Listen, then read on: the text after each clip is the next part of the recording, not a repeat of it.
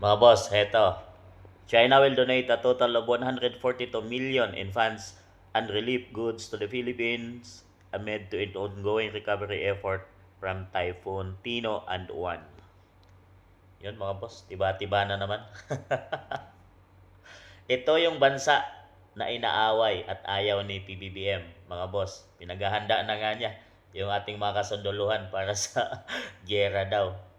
Ito yung bansa na kinakalaban nila lahat, nila Browner. Pero ito mga boss, ito, magbibigay ng 142 million para sa nasalanta ng bagyong Tino at Uwan. Malaking pera na naman to mga boss. Tiba-tiba naman yung mga crocs dito.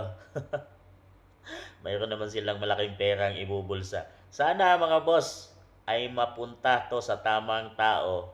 Lalo na doon sa Cebu mga boss, no? Na 5 to 10,000 peso lang ang binigay ni PBBM na cash assistance doon mga boss. Sa totally damage na mga kabayan ay 10K yung makukuha, sa medyo minor 5K ang ibibigay ng pamahalaan doon. Bukod pa sa mga relief goods na dala nila doon mga boss. So 5 to 10K, paano makabangon kang muli kung totally na damage yung iyong bahay? Kulang pa yon sa mga materyales.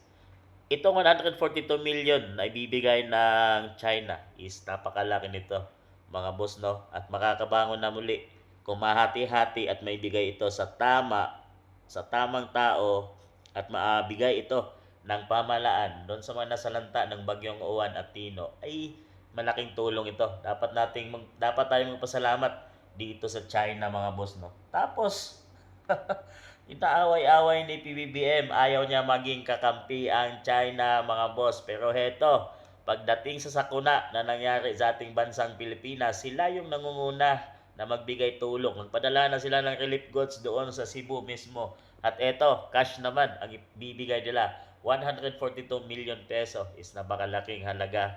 Sana ibigay ito sa tamang tao na nangangailangan at nasalanta ng bagyong Uwan at Tino. Sana hindi ito mabulsa ng sino mang tao sa gobyerno na walang mga awa, no mga boss, no?